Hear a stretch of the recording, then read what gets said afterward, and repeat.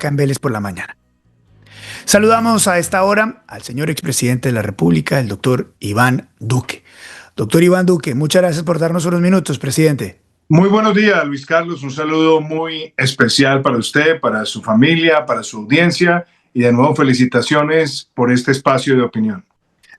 Presidente, muchísimas gracias. Gracias por darnos unos minutos. Quiero empezar preguntándole por varias de las noticias del día que son importantes. La primera, quiero conocer su opinión, queremos conocer su opinión, presidente, sobre el informe que presenta la ONU sobre Colombia siendo el epicentro de la cocaína en el mundo. ¿Cómo ve usted esto? Bueno, primero hay que tener en cuenta varias cosas, Luis Carlos. El informe es aún peor porque este informe tiene un rezago y tiene un rezago de casi 12 meses. Es decir, hoy deberían esas cifras estar por encima de las 300.000 hectáreas. ¿Por qué le digo eso? Porque el año pasado la meta de erradicación fueron 10.000 hectáreas y solamente se erradicaron 9.000. Y para que usted lo tenga en una perspectiva mucho más amplia, en los años de nuestro gobierno siempre estuvimos por encima de 100.000 hectáreas erradicadas. Eso quiere decir que el crecimiento es aún mayor. Segundo, las incautaciones como porcentaje de la producción potencial están en el nivel más bajo de los últimos 40 años. Y como si eso fuera poco, se han desmontado casi todos los grupos de erradicación manual. Es decir, yo creo que estas cifras son aún peores y yo creo que hacen todavía más evidente lo que va a ocurrir en pocas semanas, y es que Estados Unidos va a desertificar a Colombia. Entonces, la pregunta es, ¿por qué sucede esto? Bueno, esto sucede porque se desmantelaron los grupos de erradicación, porque se ha sido permisivo con el narcotráfico, porque además se ha dejado de actuar de manera ofensiva frente a las estructuras del narcotráfico, y por otro lado, porque la paz total no ha sido otra cosa distinta a una paz fatal, porque es un concepto de paz a partir del apaciguamiento y de la reducción de la capacidad ofensiva de la fuerza pública. ¿Y por qué pasó todo esto, presidente? ¿Por qué el presidente y los gobiernos han dejado que esto ocurriera? Bueno, yo creo que tenemos un gobierno que ha sido permisivo con el narcotráfico, Luis Carlos. Usted recordará que durante mi gobierno di una batalla dura y fue tratar de restablecer la aspersión aérea en Colombia. Aspersión aérea que fue prohibida en el gobierno de mi antecesor y que para que la prohibición se mantuviera tuvo un fallo de la Corte Constitucional. Usted recordará que fui a la Corte Constitucional, presenté un caso y tuve además que hacer una argumentación con argumentos muy claros de seguridad nacional, y aún así la Corte estableció unos procedimientos tan rígidos que hacían tan difícil volver a ese tipo de herramienta. Pero la verdad nos muestra que sin esa herramienta no vamos a lograr una reducción sustancial. ¿Y por qué lo digo? Porque los grupos manuales de erradicación hacen una tarea, pero se necesita tener todas las herramientas en la caja de herramientas. Uno no puede tener una caja de herramientas sin un martillo. No es que la aspersión sea la única herramienta, pero es una de las más importantes. Entonces, no tenerla debilita muchísimo la capacidad del Estado. Hoy en día la tecnología, Luis Carlos, también con el uso de inteligencia artificial, permite que las cuadrículas territoriales que utilizan los aviones de aspersión minimicen al máximo cualquier daño colateral. Y yo creo que todo esto nos tiene que llevar a restablecer un consenso nacional de que la aspersión aérea es necesaria y se requiere también el acompañamiento de la Corte Constitucional para lograr ese propósito. Presidente, usted subraya también en su comentario que esto nos va a traer la desertificación. ¿Cuáles serían las consecuencias de que hubiera desertificación en Colombia? Yo no me atrevo a decirle cuáles específicamente, porque usted, que es experto en la política de Washington, sabe que hoy hay muchos elementos que son quizás más impredecibles. Cuando yo fui elegido presidente de la República, mi primer viaje como presidente electo fue a la ciudad de Washington. Yo di una entrevista en ese momento en el diario El Tiempo y dije que era inminente la desertificación. Si usted habla con el entonces embajador William Brownfield, que en ese momento dirigía todo el área hemisférica de lucha contra las drogas, usted se va a dar cuenta que en el gobierno de mi antecesor estábamos prácticamente desertificados. Ahí se logró dar una extensión. Cuando llegué como presidente electo, logramos un voto de confianza y todos los años nos tocaba hacer un ejercicio muy riguroso a partir de evidencia contundente. ¿Basada en qué?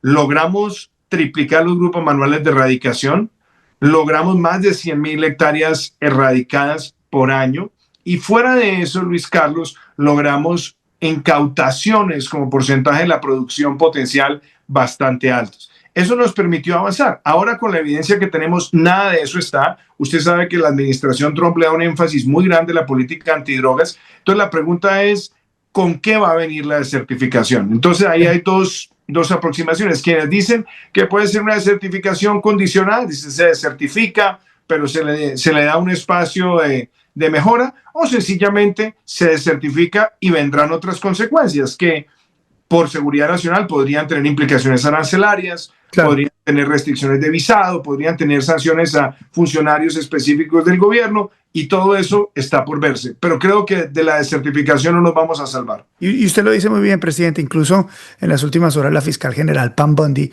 dijo que Estados Unidos no se iba a dejar de ninguno de sus enemigos. Dijo, no nos vamos a dejar ni de China, ni de Irán, ni de México. Y a México, el hilo conductor para esta conversación con Estados Unidos es el tema de las drogas y es el tema del fentanilo. Presidente, déjeme extender un poquito más de este tema. ¿Qué consecuencias tiene para Colombia que el narcotráfico esté pululando? O sea, en el país, ¿cómo se manifiesta eso? Bueno, es que yo creo, Luis Carlos, que hay tres grandes daños. Uno, la captura del poder local, empezando por ahí. Estamos viendo unidades territoriales, estamos viendo municipios que están siendo capturados totalmente por el narcotráfico. Cuando digo capturados es que pueden tener capacidad de corromper alcaldes, parte del establecimiento judicial, parte del establecimiento policial y obviamente ¿eso por dónde se presenta? Pues se presenta en las zonas donde hay corredores de exportación. Y hay cosas que yo creo que el gobierno también ha debilitado y es el uso de la información para hacer intervenciones contundentes en las cadenas de abastecimiento de precursores. Que usted tenga municipios con poblaciones realmente pequeñas, pero cuyo consumo de gasolina sobrepase el de una ciudad mediana, pues eso ya de por sí le debería dar a usted la alerta de que ahí hay unos centros de producción. Segundo, ¿dónde está distribuyéndose el amoníaco, el éter y otros químicos? También yo creo que eso se ha debilitado y le agregaría a eso algo que también ha sido una actitud un poco permisiva, por no decir promotora del gobierno, es que prácticamente dejó de luchar con la pequeña producción. Entonces, cuando no se hace erradicación y se trata de hablar de la coca como la mata sagrada y de los cocaleros como personas inermes, pues sencillamente se está haciendo permisivo con toda la estructura del narcotráfico. Entonces, hay una consecuencia institucional, hay otra consecuencia que tiene que ver con las distorsiones económicas, que tiene que ver con la apreciación del tipo de cambio, tiene que ver con los flujos de dólares, tiene que ver con los ingresos de contrabando, que además es muy particular porque este gobierno ha tomado todas las medidas posibles para favorecer el contrabando.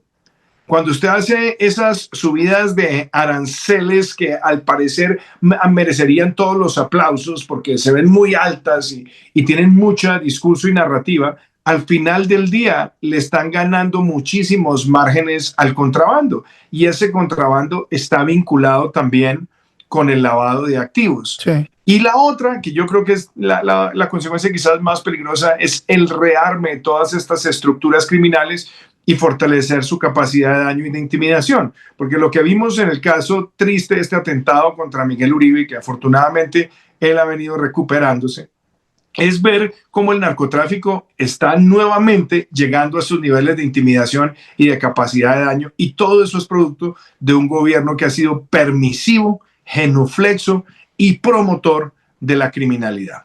Presidente, en esos términos me ayuda a hacer puente a lo ocurrido en los últimos días en Medellín, a la presencia de líderes de bandas criminales en Medellín con el presidente Gustavo Petro en tarima pública.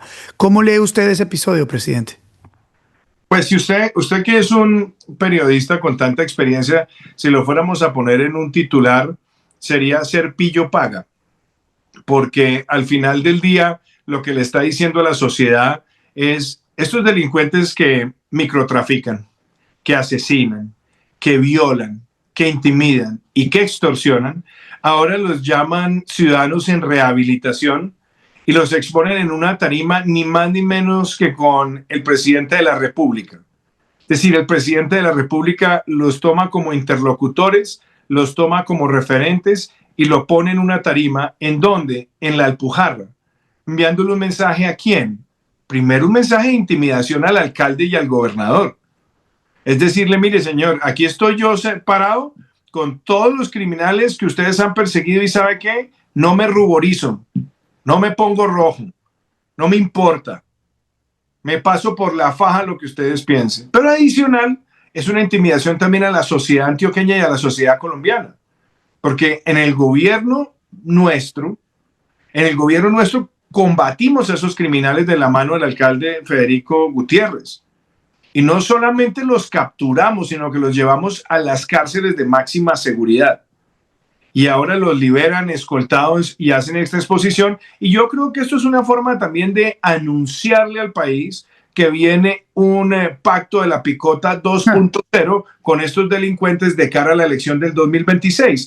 Sí. Entonces creo que también es un mensaje para que toda la sociedad y todos los aspirantes a la presidencia, sobre todo quienes tienen como identidad la defensa de la democracia, se den cuenta que aquí tenemos es que hacer una gran coalición, que aquí no es buscando que aparezca el Mesías, sino que haya un grupo de personas con la capacidad de reconstruir todo este resquebrajamiento que deja como consecuencia este gobierno permisivo con el delito. Y presidente, de nuevo, la pregunta es, ¿por qué hace esto el presidente Gustavo Petro? ¿Por qué?